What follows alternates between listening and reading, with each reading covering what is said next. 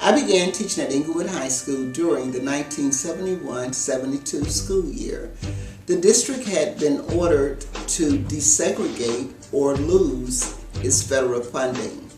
The district at that time brought about 8 or 9 teachers of different ethnic minorities on campus, and of course I was one of them. During these early years, there were many parent meetings to discuss making sure that the children fit in well and that they were treated fairly. One meeting that just stands out, I guess, among many of them to me, for me that is, and that is a meeting where there was lots of tension and one parent stood up and she said, "My child may not seem like much to you, but she's the best I've got." Over my 40-year career, when I have felt most frustrated with a child, I've said to myself, now you be patient, because that's the best some mother or some father has. She was strict, she was stern, but she was loving, and she wanted us to learn. She cared about each and every one of us. And Ms. Boykin, she just gives so much of herself to her students. I think she cooperated with us so well. We cooperated with her. She taught us so much. And she's basically like the mother of the campus. She actually took her time to explain stuff to us. She would reread our stuff to us and tell us, you know what, you could have done this differently, and we learned from that. She's a vital piece of history here at this school. As her teaching style, she has a real old school teaching style. Like, she'll stress it until you know it, by the back of your hand. Not only did I just learn about English, I did learn a lot of life lessons. She taught us to be well-mannered, and that was one of the main things that I learned from her. I came in, new teacher, lost, didn't know what to do, and luckily Ms. Boykin was here to help me out. She is dedicated to every single one of her students. No matter who you are, what you've done, she's dedicated to you. I remember taking a lot of her time during the weekends for her to help me. She was very kind, very gracious. I would not literally be sitting here if it was not for Ms. Boykin. I think that's a reason why she's retiring now, because if she stayed another year, then she would have to wait for the freshmen to become seniors to actually stop. Well, Debbie Tate, principal, Inglewood High School. Years ago, like 70-something, I was a new teacher, and Miss Boykin was a teacher on staff as well. And she was one of those teachers that I really looked up to. I looked up to her. I thought she was, as the kids say, the bomb. She was that teacher that nobody messed with. She was that teacher that I just felt energy and strength from her as a new teacher. At that time, I had to make a decision. And my decision was, would I be one of those teachers who would go to the restroom and say, is anybody else in here? And then say what I really felt about issue. Or whether I would be that teacher who would stand boldly in a meeting and say, this is what I believe. And I remember the staff meetings in the library, and she was the one very outspoken. That was Miss Boykins. It's not difficult to say I'll go against the grain and I'll speak up, because in essence, people who may disagree with you learn to respect you because they know what they can depend on from you. A native of Montgomery, Alabama, Mary Reese Boykin was a first grader during the 1955 Montgomery bus boycott. The pride in her community inspired her. By age 5, she knew she wanted to be a teacher. For the insurance salesperson who sold burial insurance, a must-have purchase in her neighborhood, also convinced her grandmother to buy college insurance for Mary. It was actually a 20-year term insurance, but we didn't understand. So that insurance was bought for me. So I was always told, you're going to school and you're going to get an education, and insurance is already paid up. Well, actually, that insurance paid up after I had taught school for 3 years.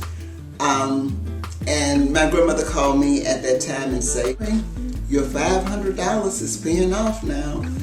We can send you your money. I said, no, Big Mama, it served its purpose. Its purpose was to inspire me to go to school and know that I could go to college. But at this point in my life, why don't you take it for having done so? Why teaching? During the 1950s and 1960s, the two most popular careers for Southern black females were teaching and nursing. Since Mary could not bear the sight of blood, she chose to become a teacher. Where my grandmother didn't have an opportunity to have a good education, or an education period, I should say. So it became my job to write letters to her children who were away. And the style of writing was, Dear Tom, it is so good to hear from you. How are you doing? Fine, I hope. We're doing fine too. So that's the way they wrote her, and that's the way I wrote back. And then one day, Big Mama, I called her Big Mama, said, Mary, can't you do something better than that? And I began to be more expressive in how I wrote those letters for her. That's when I knew that I had an inkling for teaching English. After graduating from high school in 1967, Mary chose to attend a school associated with the Church of Christ, Southwestern Christian College.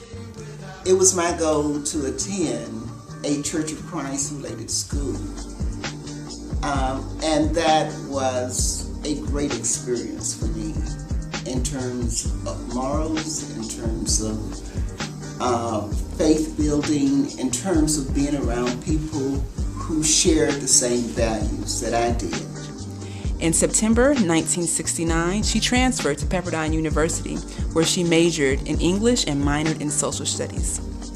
3 weeks after her graduation, she interviewed for a teaching position with the Inglewood Unified School District and has been a teacher at Inglewood High School ever since.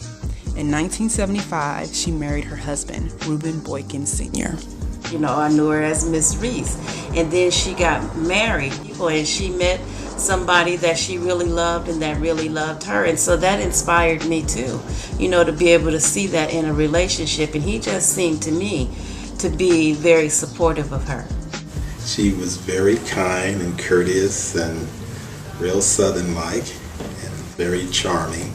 And I was very attracted to it, and that she had purpose and all that. Mary and I have been married for about 37 years, maybe 38 this year.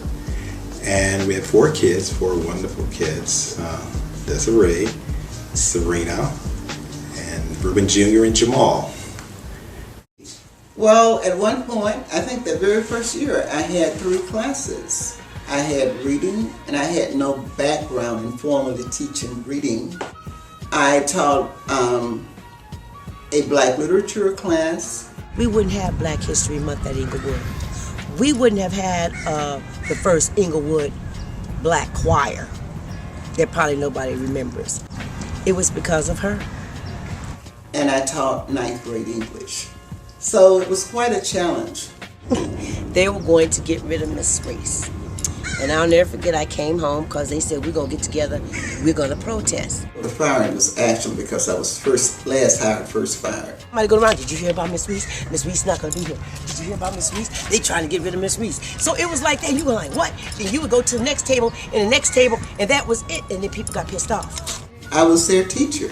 So I came home and I told my mother, I said, Mom, remember you taught us that if we don't stand for something, we'll fall for anything? And she said, yes.